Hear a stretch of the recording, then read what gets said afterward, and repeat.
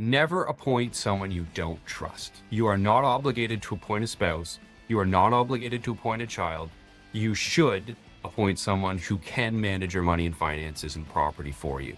And if that means that it's not one of your kids, if that means that it's not your spouse, sure, that may be a difficult conversation for you to have, but it's one you need to have because the truth of the situation doesn't change. If you're appointing someone who is going to misuse your money or is going to make decisions you don't want them to make, you shouldn't appoint them. Welcome to the next edition of Bare Naked Money. We are running it back with Jonathan Hooper, who's a return guest to the podcast. He's one of our favorite people in the whole world. We've done some presentations together, and he's been universally, widely well received by the people that he's been in front of. So we have another topic that has been getting a lot of questions on powers of attorney. So Jonathan Hooper is here to pull back the curtain, show us what's behind, and give us some real world examples. Now, John, I'm not going to steal your thunder, but your favorite thing you talk about is the list of things you're allowed to do, but you shouldn't do. So we're going to save that to like the last third of the podcast, so people hang on to that because I do think that's a stroke of storytelling genius. So welcome, Jonathan. Thank you very much. I'm glad to be here, Colin. Always a pleasure and happy to talk about powers of attorney and whatever else your clients are interested in hearing about. Well, there you Oh, go. Well, yeah. we'll get this to powers of attorney to begin with. And maybe you could just start by educating our audience as to maybe a brief description or definition of what a power of attorney or powers of attorney are. Absolutely. So, a power of attorney is a legal document that appoints one or more people to make financial decisions on your behalf. Now, in some provinces, a power of attorney is also used to appoint medical and personal care decisions. Some provinces have a different document, but the power of attorney that we're going to talk about today is mainly dealing with financial and general property related decision making power. So it allows you to go, I want this person or these people to manage my real estate, to do my banking, to pay my bills, to do that sort of thing. It's important to know that there's two different kinds. Number one is one that becomes immediately activated. So when you sign it, it becomes active and the other person can continue to do what you're doing. It's like a mirror power. It doesn't take away your power to do your banking and finances, but it allows somebody else to do it as well. So you better make sure that you trust that person and that that person does what you want them to. The other kind is one that's delayed or deferred. It's one that's only activated when there's a certain condition. So for example, it's on your own incapacity or on you signing a note saying you want it to be triggered. So those ones have a little bit more of a protection because you need to have either a doctor's note attached to it or a note from yourself saying you want it to be activated. But either way, everyone should have one of these documents. They're both really, really important and also really, really dangerous. Maybe speak for a second as to which of those two documents you would choose depending on what you're trying to accomplish. Well, it really depends on your situation. So, for example, I have a lot of clients who are young professionals. In that case, it's not really going to be something that they hope to use in the near future.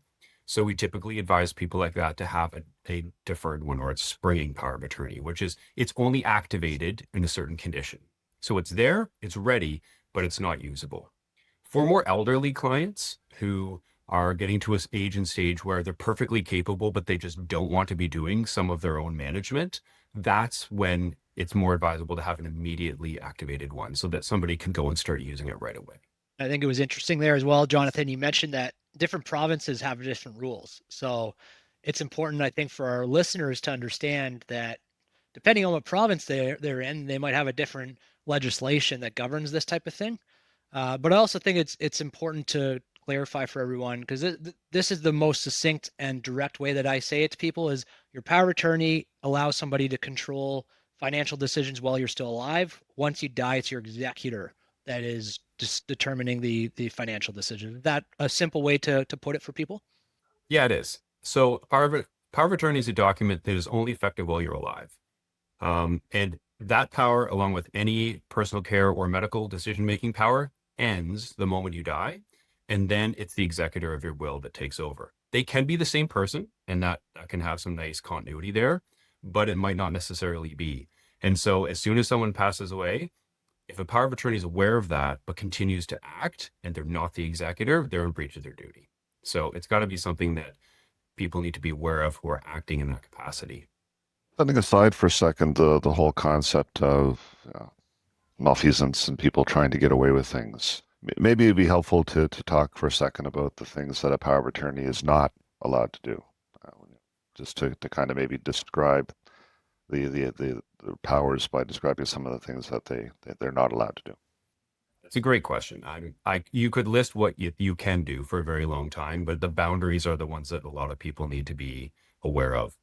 The first one is that a power of attorney cannot profit from their job. So they can't use the money or use that power to better themselves.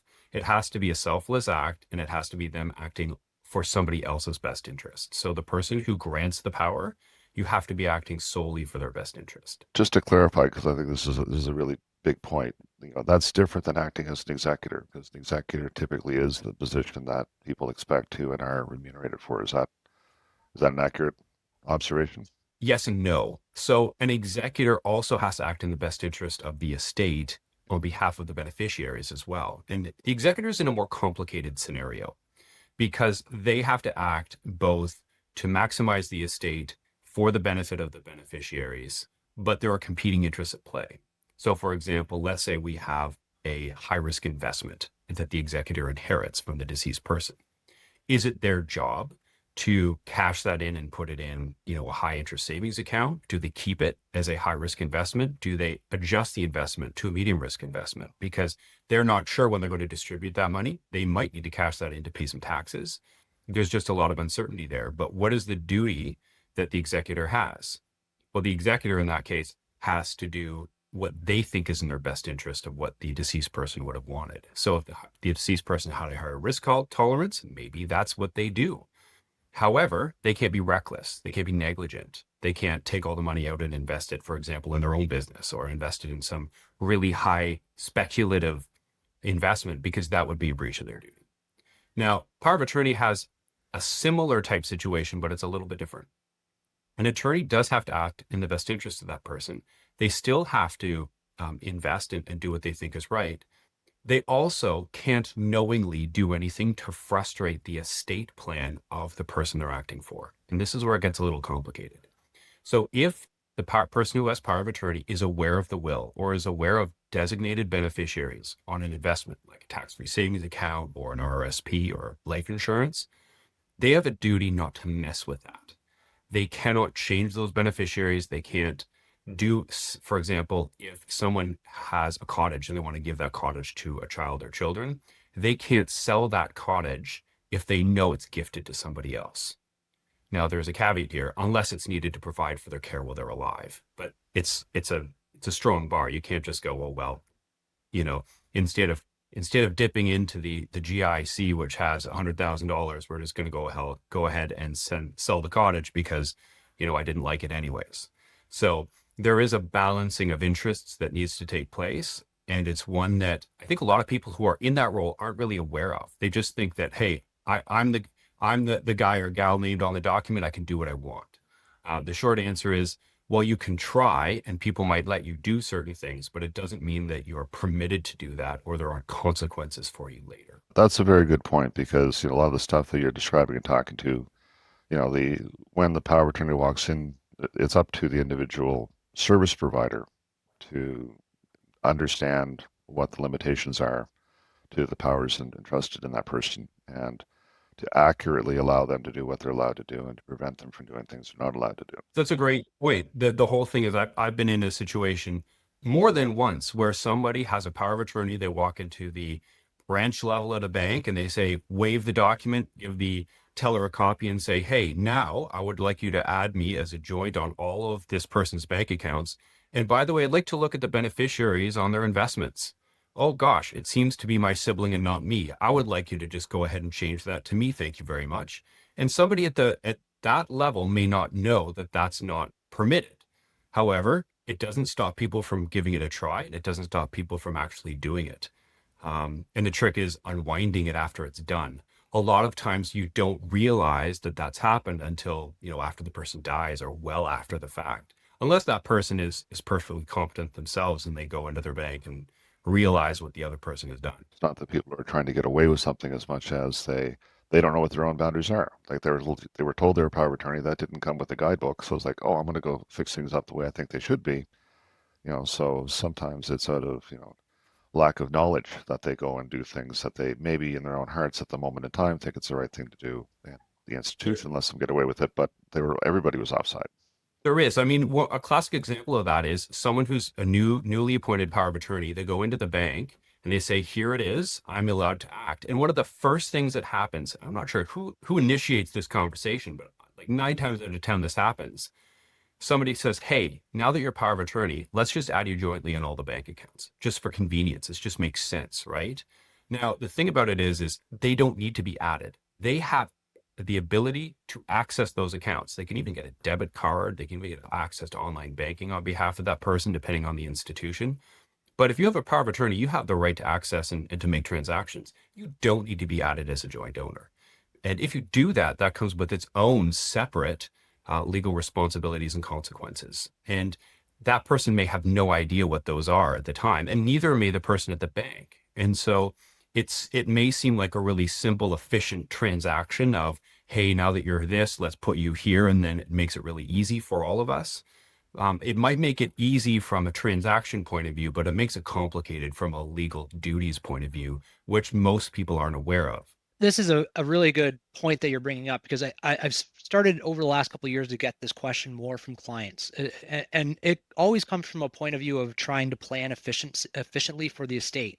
So part of it is putting joint owners on assets, which I know we could have a long discussion about joint owners on assets all alone. But when the power of attorney is adding themselves or would like to add themselves as a joint owner on an asset for the efficiency of settling the estate, mostly for bypassing probate, we've found that there's a bit of a gray area as to whether that's legally acceptable or not. What do you have to say about that? Is it, and this might tie into what Colin was talking about later, like things that you can do but you shouldn't do, but is it, first of all, is it legally acceptable, and second of all, is it advisable to do something like that? Yes and no. So is it legally acceptable? Absolutely. You will find people who are willing to saddle you up and jointly own real estate and bank accounts without any problem. And the short answer is this: if you're a spouse, it's not a problem at all. All right. So very, very clear: spouses, good, efficient. Non-spouse, complicated, usually bad unless you plan. So you can do that. So for example, if the goal here is we want to avoid probate, and one of the tools we choose to use is joint ownership, you need to go about that with eyes wide open. You need to plan and say, the purpose of adding someone as a joint owner is to avoid probate. So we're going to come up with, for example, an agreement that says, I acknowledge that in being added as a joint owner, I'm holding this money in trust. It's not mine. It's not a gift to me. It's on behalf of the estate. And so after this person dies and the bank account is in my name only, I recognize my legal duty is to hold that for the estate. It's not mine by right of survivorship. So regardless of what the wording on the account may say, if you plan ahead, you can make it work. But it doesn't just work automatically because you add someone as a joint owner. In fact, that causes a great deal of confusion, which can lead to huge disputes later on. Then I think the next natural extension of this is the POA gifting money from the person that they're responsible for to family members or to themselves or to children or grandchildren or whatever it is. And again, this is potentially an area of contention. Is that right? It is, but there's a way around it. So like a lot of things, you can plan for it. So if for example, you want to give the person wants to give an annual amount of money to the grandkids, whether it's at Christmas time or a holiday or their birthday or something like that, you write that into the power of attorney. I want to give all of my grandkids, or you can name them, right? Or there might be more on the horizon, just be more general, all of my grandkids up to X amount of money on their birthday and on X holiday, or I want to contribute towards an RESP for them, or I want to give them X amount of money towards their education, if they're going to post-secondary education, or I want to give X amount of money to charity, if that's something that people would like to do. And as long as you're explicit in the power of attorney document that person is entitled or that person has the authority to do it, you can do it. Just a general wording does not permit someone to do that. And if they do it, other people who have an interest in that person's estate, so whether it's, other siblings or children, can raise a valid point in saying, hey, why are you doing this? Or is this really in their best interest? Because it doesn't look like it, right? Giving their money away doesn't look like you're doing what's best for them. Yeah. Now, Yeah. that's the clean version of it. But then again, you add people into the mix and people go, hey, I don't like that my siblings in charge. And so this is a way I can make trouble for them. So the best way of avoiding that, again, is just being explicit and being open with everyone. Hey, here's my power of attorney. It's this person. I want them to continue to do what I'm doing vis-a-vis gifts to my grandkids or gifts to my children or charitable gifts. I've explicitly said what it is. So if this happens and I happen to not, have my faculties with me, don't complain about it. I think it's one of the things that often hear people say is that the family all is all on the same page. We all agree. I remember reading a case one time where there was a charity that was in the will, and the family was all inside with what was going on, but the charity brought a lawyer in and said, no, that money belongs to the charity because they were going to interpret the document in their best interest. And even though the family was all on the same page with the way things were adjudicated, it was the charity that was able to raise this thing. So sometimes it comes out of left field. And the other point I'd like to make, being as old and gray as I am, you can have everything absolutely lined up for a moment in time, but then the earth goes around the sun one more time, and like all of a sudden the playing pieces on the board have shifted, and things may or may not be lined up anymore. Well, it's not even that. I mean, we can even get more specific and say there are certain tools and things that we can put in place, but they all have limitations. There's no perfect plan that everything is going to go according to just the way you want it to, absolutely no questions asked. Yeah. We can do our best as professionals to put documents in place that say exactly what they want, to make a concerted plan, whether that's, while you're alive, if you're not able to make decisions, as seamless as you can after you pass away and get everything to beneficiaries. But we can only do it with the tools that we have, right? I mean, we're not magicians. We have certain tools. We have a will, we have a power of attorney, we have beneficiary designations, we have trusts that we can use. We can do other types of things. But really there are limitations, such as if you have, and this is probably one of the biggest ones, you can put a great estate plan in place with the will, with trusts, with all these types of things. But if you get the wrong person as power of attorney, they can come in and ruin that in a whole bunch of different ways. They can either change beneficiary designations, even though they're not supposed to or allowed to. They can move money out of your bank accounts or trust in a way that completely frustrates your plan. They can take the money, they can spend it, they can sell real estate that you don't want them to. There's a number of different ways that someone who has a power of attorney can meddle in an estate plan that could on paper be absolutely fine and do exactly what the person wants them to.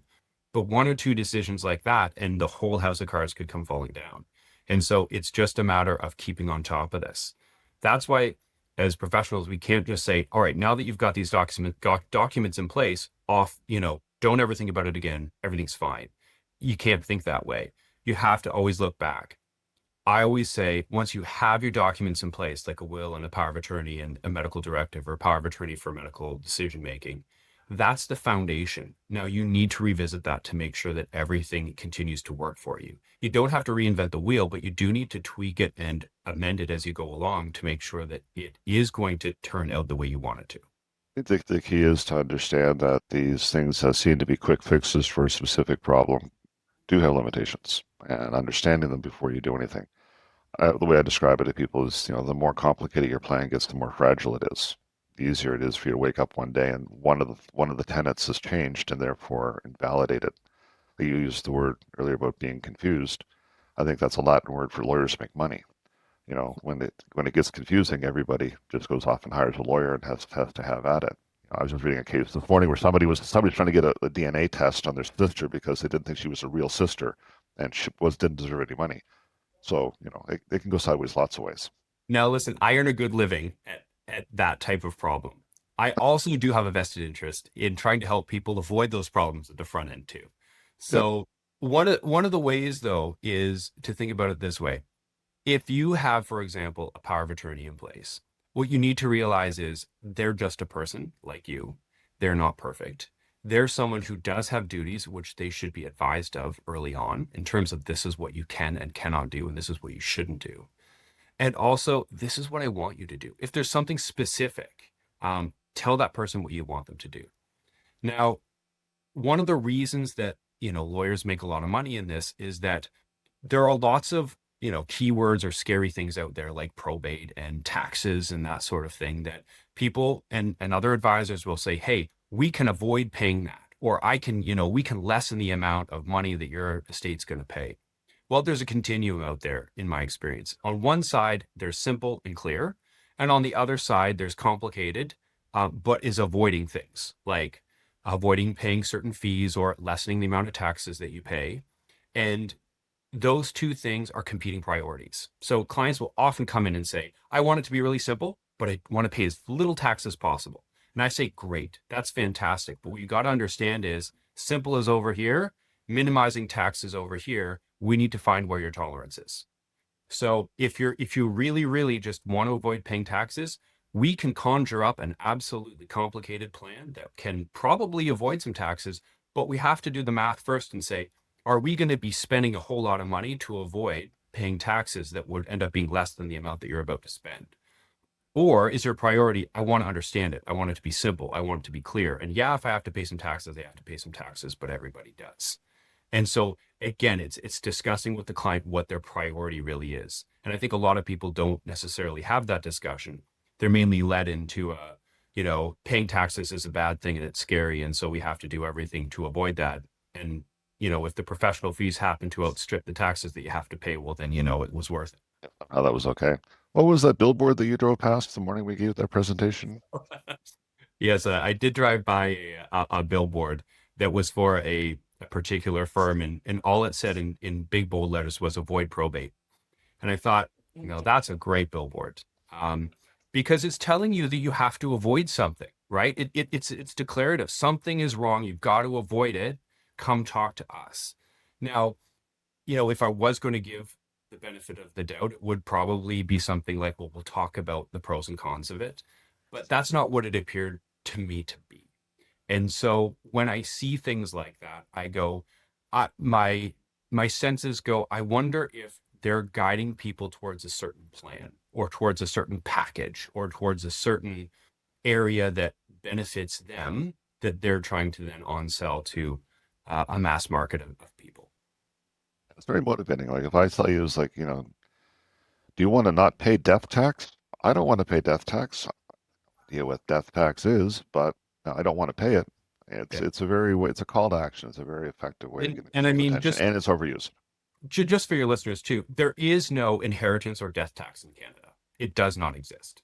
There are two taxes that mainly people deal with in Canada. Number one is deferred capital gains, which you would have had to have paid anyways. And the other one is a probate fee. So every province, most provinces in Canada, except for Manitoba, charge a probate fee of some kind if the estate needs to go through probate. And that may vary from province to province. And it can be considered a tax. But is that, you need to do the math first. How much would that be? So clients can come into my office. I've got a little calculator. I say, if you were to die today and all of your assets, this is how much your tax would be.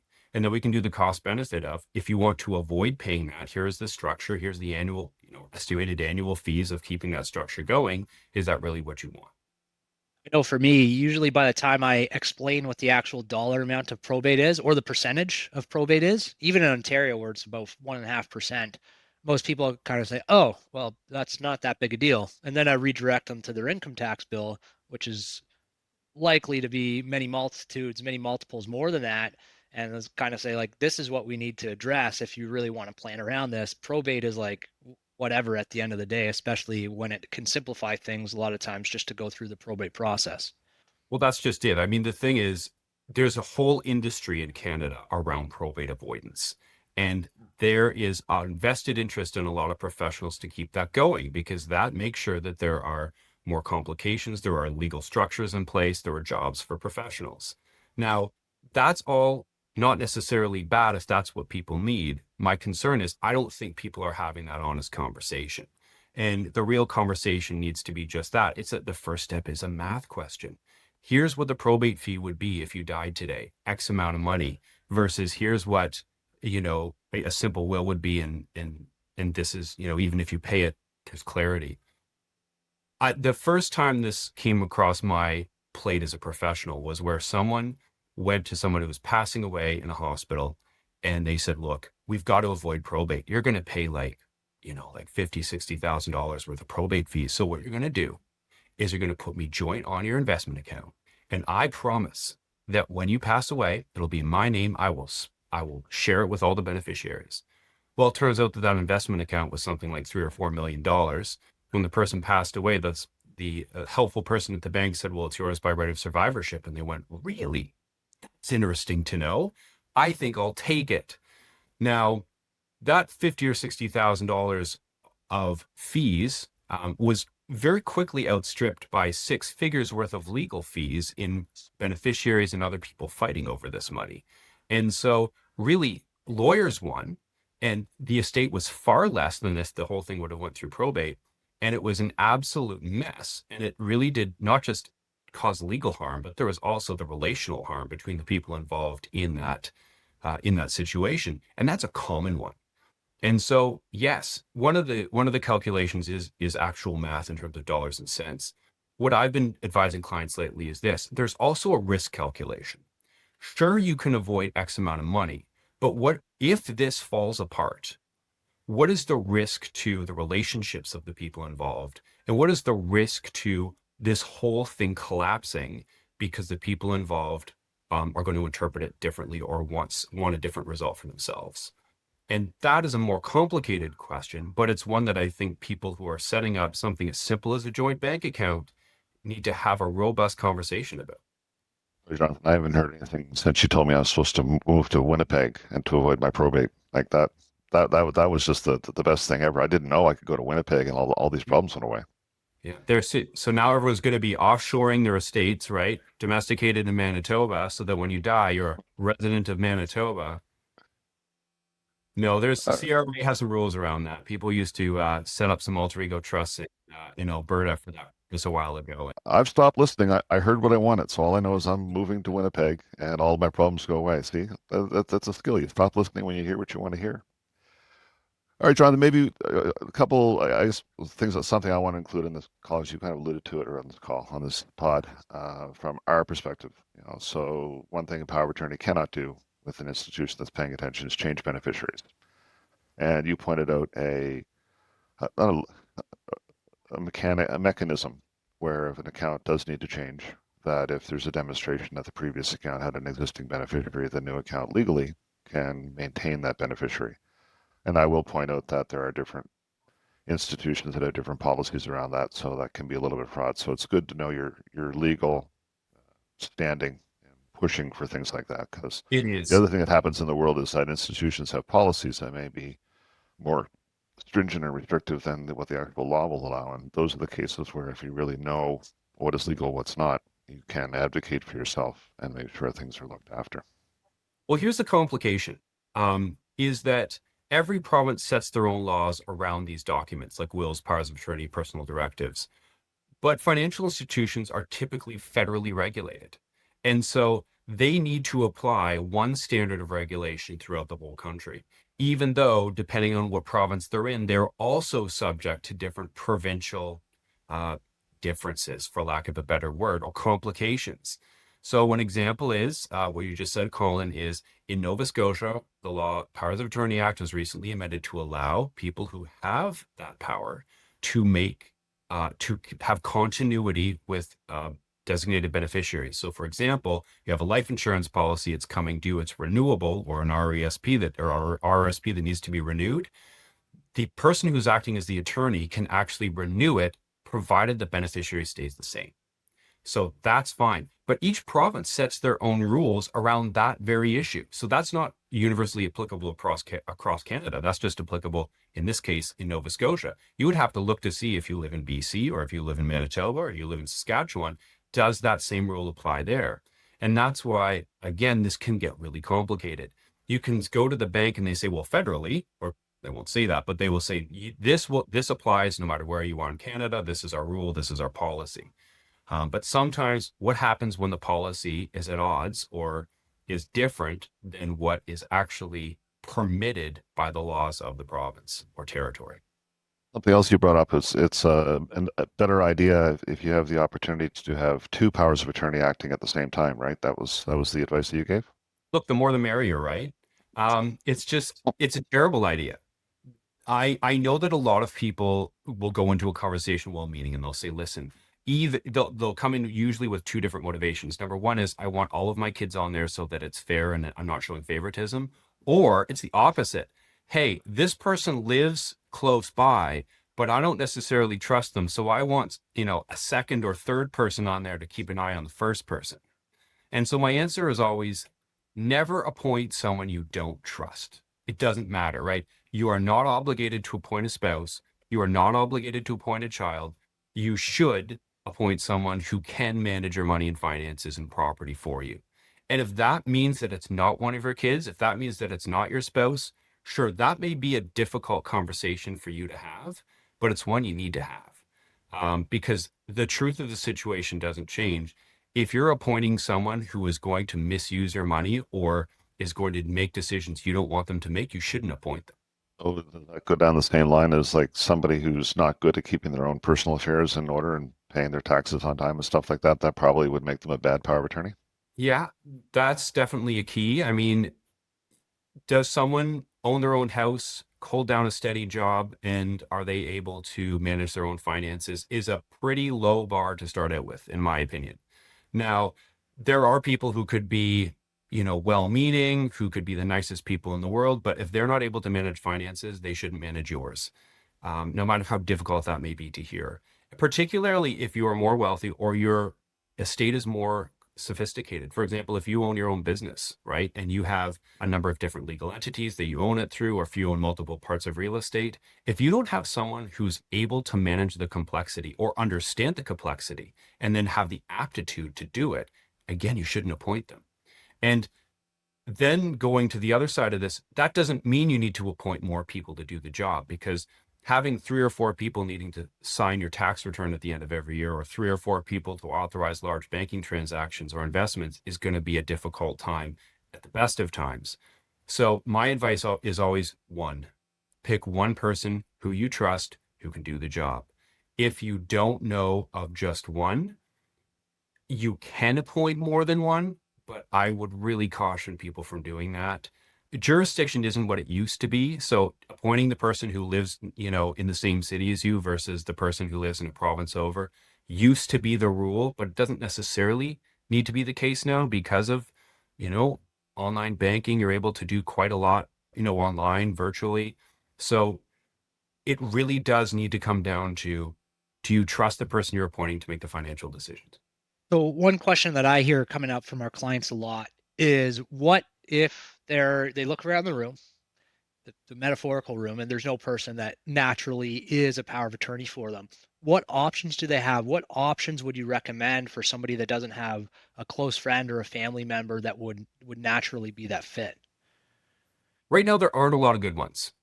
I was The hoping you'd have a option, solution, because that's what I found too. well, I mean, here is the truth. Here is a market opportunity, right, for someone who could do it. But the options really are limited to appointing a professional. Now, there are individuals who hold themselves as professionals, whether it's, a professional, lawyer, or someone who says, I have experience, so I can act as your power of attorney, or it could be a trust company associated with a bank. Either one of those are the only options that I'm aware of in Canada that you can use. And those are becoming increasingly used options, particularly with the trust companies associated with a bank, because there are no alternatives. There's a real impetus here. You do need to have somebody in place who can manage these things. So those really are the only two options. And again, depending on what province you are, what city you live in, they may be even limited to one, depending on where you live. There may not be anyone who's professional, who's competent or capable of doing the job really well. They may just be someone for hire. And so you may be left with the only option, which would be a trust company with a bank. Now, they are regulated. They will do the job. It will be done by the book, but it will be done in an impersonal way. So if you're looking for someone who's going to make sure that the grandkids get paid, or who can pivot, who can be more personal, that's not a good option, but they're an accountable option. So there's not going to be anyone on the take there because they can go to jail and they can be fined. So there is that positive part to it. But there really isn't a lot of options in the marketplace now. If you want to appoint someone who isn't a family member, you can't really go to market and say, can you act as my power of attorney? There's no regulation around that area unless they're associated with a bank or a trust company. And really, most people don't really know what they're going to get. And so that's the important part. If you don't trust anyone in the room, how are you going to trust a stranger? In this proverb, if there's no solution, there can be no problem. The truth is, this is a problem, and particularly with an aging population and a need for this, there definitely needs to be people out there who do it. Now, there are ways that you can do this really well. I mean, ideally, you could get people who could do this as a job and who would do it really, really well. But at the moment, usually the people who are involved in this are either retired from a certain profession, whether it's legal or banking, or from the charitable sector, or it's people who are just looking to fill in a gap because they went through a death situation, and they had a horror story and they want to help other people, in a well-meaning way, but they may not necessarily have the background or have a skill set in order to navigate the situation entirely. It's also a messy situation because you end up dealing with people at end of life, which you may or may not have cognitive issues, and the stress around dealing with families and money it's not fun. Like it's not something that people would choose to do recreationally. It's not an easy task to fill. I've only met a handful of people, maybe two or three in my entire life, who agreed to be an executor a second time. Because once you go through the ringer once and deal with the families and money, they just think, oh God, no, not again. And you made the point earlier, like the individual granting the power is like, I'm bestowing an honor upon ye, like you should be honored by this, and it's not really an honor; it's more of a sentence, and that's not how Well, people look at it. it can be, and here's one of the differences. I know in British Columbia, in order to appoint someone, you actually have to get their written consent. So there are no surprises, right? You actually have to go, hey, can you be power of attorney? They have to consent and say, yes, I will be, or I will be the alternate. And so there's knowledge. In most other provinces in Canada, it can be a surprise. And it used to be the norm that, I'm not telling you who I'm appointing. I'm not telling you who's my executor. You're going to find out when I die. Well, that is a surefire way to cause one of two things to happen. Number one is everyone's going to be in shock and grieving no matter what. And number two is nobody makes their decisions very well at all when you're in that state. And so if you are encountered with a surprise, no one's going to act at their best. So I always advise clients, tell the person who you appoint that you're the attorney, or that you're the executor, or you're the alternate or the backup, so that they actually have an idea of what it is that they're going to do, and they can prep for it, or at least know about it, so that when, if or when something happens to you, they're able to go back and go, oh, okay, yeah, that's right, I am doing this. And it's not a surprise to anyone. Because, and this is really important, if it is a surprise, the first conversation you can have is, do I want to do the job? So just because you're named as an executor or an attorney and a power of attorney doesn't mean you have to do it. Now, people may feel moral obligation, but there's no legal obligation that that person does it. And in fact, I'm having conversations with people about whether or not they should be doing it if they've been appointed and it's a surprise to them. Well, you just gave me the best final gotcha for my friend group, because we're a group of guys that like the gotcha thing is one of our favorite things. But to your other point about recusing yourself, because we've gone through a situation where somebody used one of the major institutions, and the major institution at the time, when they were asked to act, recused themselves and walked away. So that's why there are no solid answers here. And unfortunately, this is one of those things people are like, well, how do I look after this? I got 20 minutes. I want to look after this, and it's all going to be perfect. Like, that's not the realm you're in. There's just too many variables here, and there's too much at play that you're not going to get a guarantee. You can spend some time having conversations, and even that can be fraught because you're talking about the family arguing after the fact. Well, sometimes that can be fixed by talking about it beforehand and managing everybody's expectations. Other times, talking about it earlier just means the fight happens earlier because, again, families and Yeah. money. So Yeah. I tend to err on the side of, let's try to have a conversation. Let's try to make this better. Let's try to fold everybody in and hope that works out, because that gives you a higher percentage chance of being able to deal with things rather than letting it all fall apart later. No, I think this is a really important. This is kind of the elephant in the room when I'm talking with people, which is I work with death and dying and the consequences of it every day. And so for me, it's something that I'm comfortable talking with. For a lot of people, when you're meeting with them to discuss a power of attorney or a will, it's a very difficult situation because number one, you're having an intimate conversation with someone about their loved ones, all of their financial assets, and sometimes it's inevitable the consequences of some of their decision making that they may feel uncomfortable with. And then it's a discussion of, well, what are we going to do about it? And so having that conversation is incredibly difficult.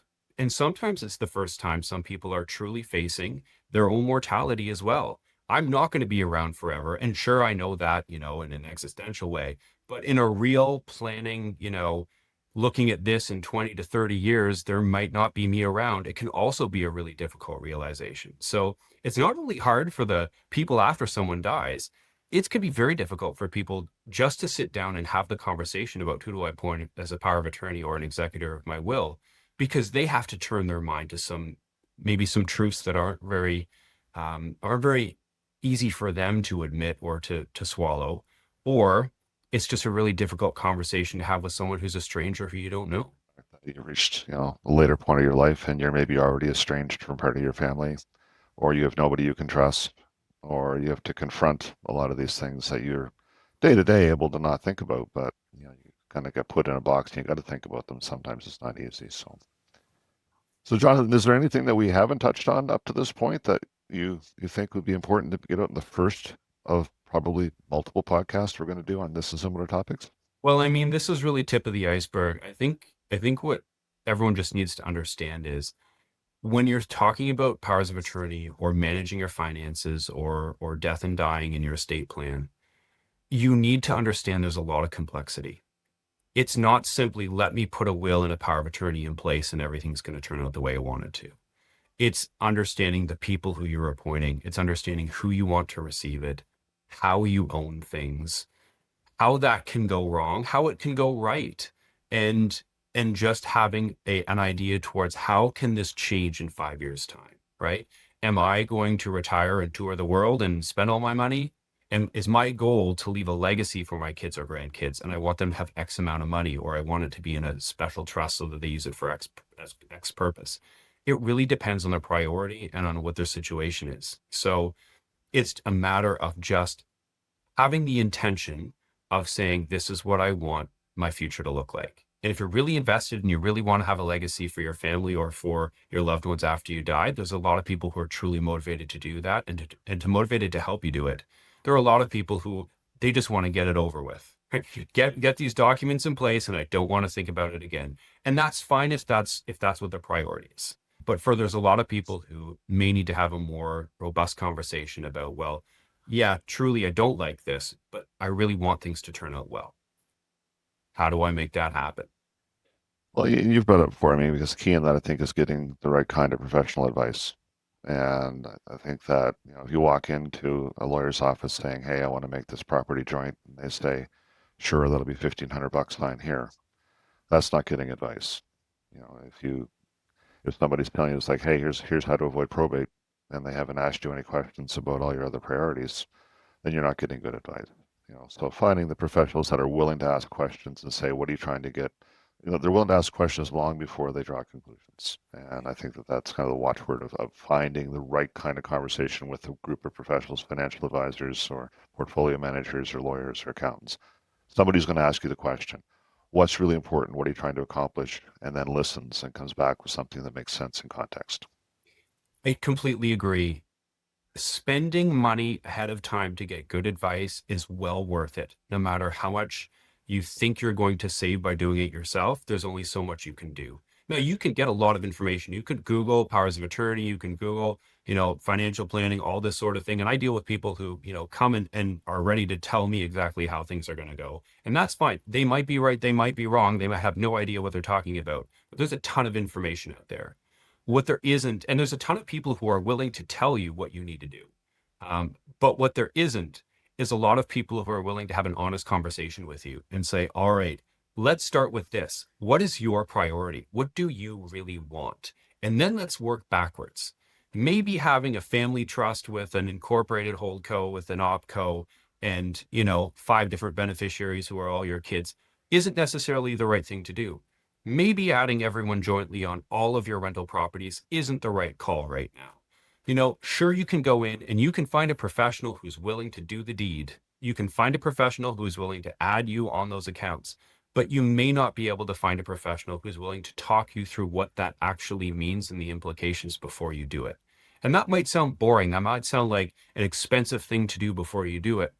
But really, a dollar that you spend beforehand planning and purposing this out to make sure it's going to go as best you can is going to save many, many more dollars if this goes wrong. And I can tell you there are many, many ways that it can go wrong unless you turn your mind to making it right. You're not paying the professional for what they do, you're paying them for what they know.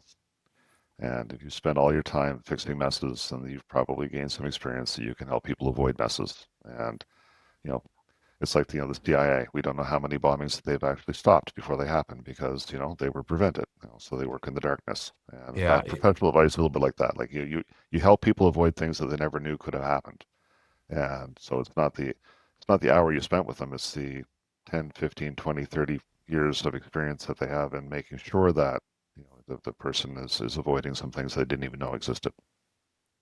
I absolutely agree. My advice to clients has changed in the last 12 years. When I first started, it was very clear, let's do this because there's an industry around it. Particularly when you're a young lawyer, this is how you do it, right? You want a will, come in, let's plug this information in there. Let's walk you through it, away you go.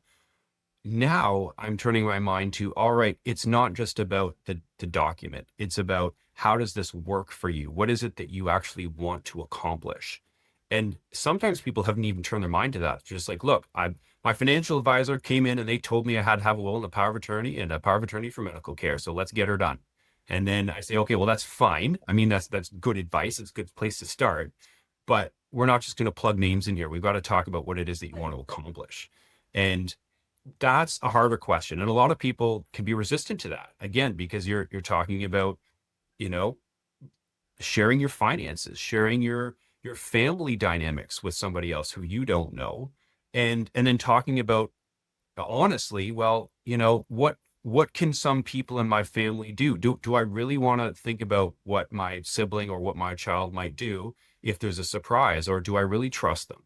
And that can be a really hard conversation for people to have. It can be a hard thought for people to have, let alone conversation. And so that's really where the new professional obligation and responsibility, I think, is going. It's a retail transaction for you to just say, here, walk out of my office with a will or power of attorney, or, walk out with an investment, or walk out with this portfolio that we've, provided for you that's going to do awesome things. It's something else to say, in 20 years time, is this what you want? In 20 years time, who's going to own it? Who's going to have this? Where is this going to be? And we can do a few things to get you there. It's not going to be perfect. We can put things in place, but ultimately, there are some unknowns, but let's do the best that we can, and let's see where we can go with this, and let's try to make it work. And I think that's a very, very different conversation and approach than you're going to find in most of the marketplace. I think that we're going to cut this episode here, Jonathan. This is your second appearance, and you may be in line for the Triple Crown. We may find a reason and topic to bring you back. So entertaining as always, and I think that again, some of what we're covering here is truly not being covered other places. The advice that you're giving, the perspective you're bringing forward, is something that is rare in my experience in traveling all across Canada. We thank you for being so open with sharing with us and appearing on the pod. And we'll talk again soon. If your current financial advisor cannot explain how they and their firm are compensated, that's a problem. They really should be able to answer that question before you accept their advice. And if their answers leave you with more questions than confidence, it might be time to seek advice that aligns with your best interests. Contact us. No strings attached. You can find us at annoyingthecompetition.com. For more information on the subject of today's podcast or any other financial topic, please visit us online at Verican.com. That's Verecan.com. There's plenty of information there, or you can reach out to someone on the team. Thanks for listening. Please note, the information provided in this podcast is for general information purposes only. It is not intended as financial, investment, legal, tax, accounting, or other professional advice. Our discussions are not a solicitation to buy or sell any securities or to make any specific investments.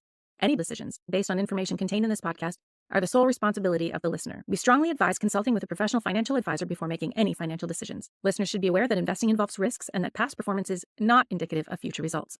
Bare Naked Money is produced by Verican Capital Management Inc., a licensed portfolio management company in Canada. We operate under the regulatory framework established by the provincial securities commissions in the provinces within which we operate. The views expressed in the podcast are our own and do not necessarily reflect the official policy or position of any regulatory authority. Remember, at Verican Capital Management Inc., we focus on aligning our goals with yours, prioritizing integrity and transparency. For more information about us and our services, please visit our website. Thank you for listening, and let's continue to challenge the norms of the financial services industry together.